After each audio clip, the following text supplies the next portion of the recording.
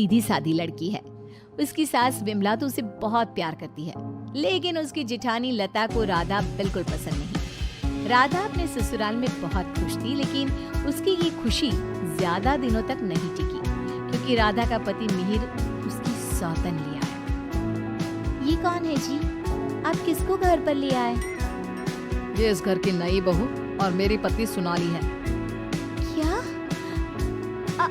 आपने दूसरी शादी कर ली? ऐसा करते हुए आपको शर्म नहीं आई? आपने एक बार भी मेरे बारे में नहीं सोचा? ये क्या बोल रहा है बेटा? तेरी पहली पत्नी के होते हुए तू दूसरी शादी कैसे कर सकता है? कौन है ये चुड़ैल? निकाल इसे यहाँ से। माँ, राधा, अब दोनों एक बात समझ लो। मैंने सोनाली से शादी अपनी मर्जी से की है, वो यहीं रहेगी। और राधा, तुम्हें यहाँ रहना है तो रहो, नहीं तो निकल जाओ यहाँ से। पर सोनाली अब यहीं रहेगी। राधा को मिहिर की बात सुनकर बहुत दुख हुआ। वो रोते हुए अपने कमरे में चली गई। तभी मिहिर सोनाली को उसी कमरे में लाता है और राधा से कहता है, राधा, तुम गेस्ट रूम में शिफ्ट हो जाओ। आज से सोनाली मेरे साथ इसी रूम में रहेगी। ये क्यों इस रूम में रहेगी? ये मेरा कमरा है, आप इसे लेकर गेस्ट रूम में चले जाओ। ओह डार्लिंग, इस गवार को तुमने सर पर चढ़ा रखा है। छोड़ो ना, हम दोनों गेस्ट रूम में चले जाते हैं। वैसे भी इस रूम का इंटीरियर डिजाइन मुझे खास पसंद नहीं आया। ओके डार्लिंग, जैसा तुम कहो। मिहिर उसे लेकर चला जाता है और राधा कमरे में बैठकर बहुत रोती है। तभी वहाँ पर विमला और लता आ जाती है। विमला राधा को समझाती है, लेकिन लता अपनी देवरानी के जख्मों पर नमक छिड़कते हुए कहती है, राधा, जरूर तुम में ही कोई कमी होगी जो तुम्हारा पति तुम्हारे हाथ से निकल गया और तुम्हारी सौतन ले आया। मेरे पति तो बिल्कुल वैसे नहीं है, वो किसी दूसरी औरत को आंख उठाकर देखते तक नहीं है। हाँ, मेरी ही कमी है कि मैंने उन्हें भगवान की तरह पूजा, उनकी हर छोटी से छोटी बात का ख्याल रखा। मुझे नहीं पता था कि वो मेरे साथ ऐसा करेंगे। लता बहू, ये कोई समय है ऐसी बातें करने का? जाओ, राधा के लिए कुछ खाने को ले आओ। अगली सुबह सब बैठकर नाश्ता कर रहे थे। तभी सोनाली और मिहिर भी वहाँ आ गए। सोनाली कहती है, डार्लिंग, क्या यहाँ रोज इतना ही ऑयली ब्रेकफास्ट बनता है? मुझे इतना ऑयली खाने की आदत नहीं। सुबह कुछ हेल्दी फूड खाना चाहिए। आज तुम ये खा लो डार्लिंग, कल से तुम जो कहोगी इस घर में वही बनेगा। ओके डार्लिंग, मैं आज तुम्हें अपने हाथों से खाना खिलाऊंगी। सोनाली मिहिर को अपने हाथों से खाना खिलाती है। ये देखकर राधा को बहुत दुख होता है। उसके बाद मिहिर अपने ऑफिस चला जाता है। तब लता सोनाली से कहती है, सोनाली, कैसा लगा तुम्हें अपना ससुराल? अच्छा है, लेकिन यहाँ कोई भी मुझे पसंद नहीं करता। पसंद तो मुझे भी कोई नहीं करता, सब उस राधा के आगे पीछे ही घूमते हैं। चलो छोड़ो इन बातों को, आओ मैं तुम्हें घर दिखाती हूँ। लता सोनाली से बहुत बातें करती है। जब मिहिर घर पर नहीं होता तो दोनों आपस में घंटों बातें करती। लता और सोनाली की नजदीकियां देखकर विमला सोचती है, ये लता बहू हमेशा सोनाली से गुड़ पर चींटी की तरह क्यों चिपकी रहती है? राधा से तो कभी इसने ढंग से बात भी नहीं की। राधा भी तो इसकी देवरानी है और ये देवरानी से बोलती तक नहीं, लेकिन देवरानी की सौतन से चिपकी रहती है। विमला ये सब सोच ही रही होती है कि तभी वहाँ राधा आकर पूछती है, माँ जी, आज रात के खाने में क्या बनाऊं? अरे राधा, मुझसे क्या पूछ रही है? अपने पति से पूछ। मिहिर जी, राधा कुछ बोल पाती इससे पहले ही मिहिर बोल पड़ता है, माँ, मैं और सोनाली आज शाम मूवी देखने जाएंगे और डिनर भी बाहर करेंगे, तो आप हमारे लिए कुछ मत बनाना।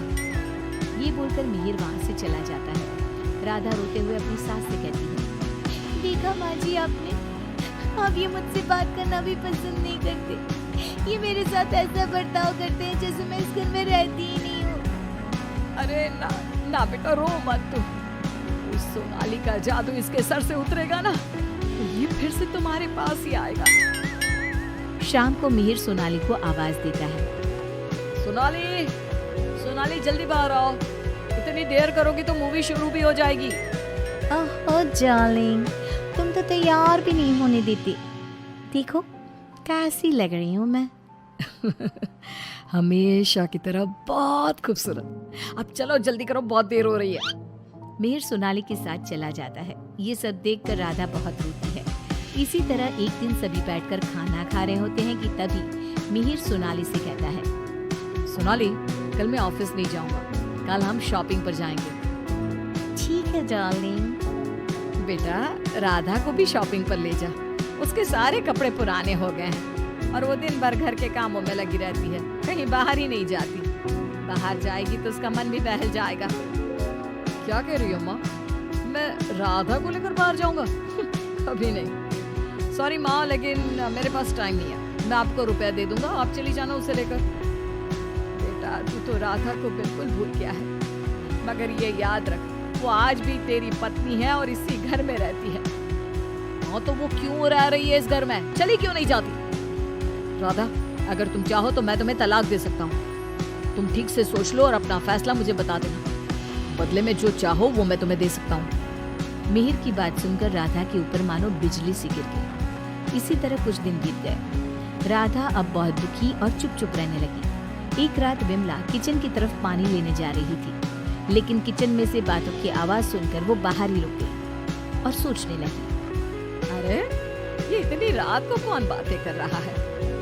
ये तो लता और सोनाली की आवाज लग रही है। ये दोनों इतनी रात को क्या बात कर रही है? ध्यान से सुनती हूँ तब पता चलेगा। वो दोनों की बात ध्यान से सुनती है। सोनाली लता से कह रही थी, देख मेम साहब, तेरे देवर को मैंने तेरे कहने से पटाया था। मैंने तेरा काम कर दिया। अब तू मुझे बाकी के रुपए दे दे, नहीं तो तेरे घर वालों को तेरी सारी सच्चाई बता दूंगी। अरे तू ज्यादा चालाक मत बन। मैं तुझे पहले भी कई सारे रुपए दे चुकी हूँ, अब और रुपए नहीं दे सकती।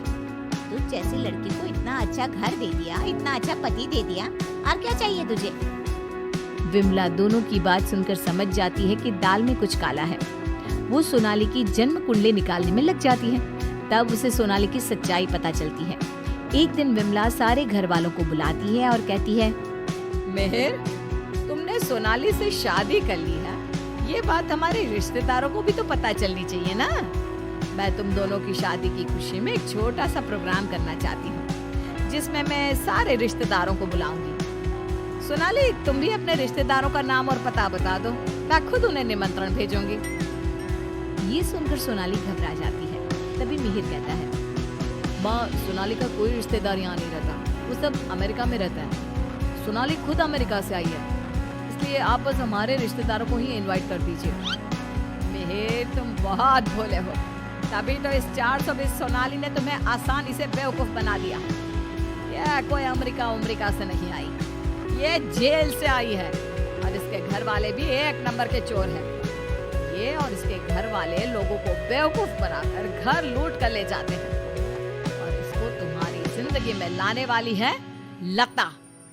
लता, अब तुम बताओ, क्यों किया तुमने ऐसा? हाँ, मैंने ही सोनाली को रुपए दिए थे कि वो मिहिर को अपने प्यार के जाल में फंसा ले और मेरी देवरानी की सौतन बनकर इस घर में आ जाए। लेकिन भाभी, आपने ऐसा क्यों किया? क्योंकि मैं जलती थी तुमसे। घर के सभी लोग और माँ तुमसे प्यार करते थे। मैं तुमसे बदला लेना चाहती थी, इसलिए मैंने ऐसा किया। भाभी, अब तो शर्म आनी चाहिए। आपने मेरा घर बर्बाद किया, मैं आपको कभी माफ नहीं करूंगी। सारी सच्चाई जानने के बाद मिहिर सोनाली को घर से निकाल देता है और राधा से माफी मांगता है। राधा, मुझे माफ कर दो, मैंने तुम्हारे साथ ठीक नहीं किया। मिहिर, मैं तुम्हें माफ नहीं कर सकती और ना ही तुम्हारे साथ रह सकती हूँ। मैं जा रही हूँ ये घर छोड़कर। लेकिन राधा, इसमें मेरी क्या गलती? ये सब तो भाभी ने किया है ना, मैं तो बेकसूर हूँ। अगर सोनाली सच में अच्छी लड़की होती तो क्या तुम उसे छोड़ते? कभी नहीं। और इस बात की क्या गारंटी है कि कल तुम्हें सोनाली से अच्छी लड़की मिलेगी तो तुम दोबारा ऐसी गलती नहीं करोगे? राधा अपना सामान लेकर घर से जाने लगती है। विमला और मिहिर उसे बहुत रोकते हैं, लेकिन वो नहीं रुकती। राधा जाते जाते अपनी जिठानी से कहती है, भाभी, आप क्यों उदास खड़ी हो? आपने जो चाहा था वो तो पूरा हो गया ना। मैं जा रही हूँ हमेशा के लिए। अब आप ही इस घर की बहू हैं। अब सब आपको ही प्यार करेंगे, बस।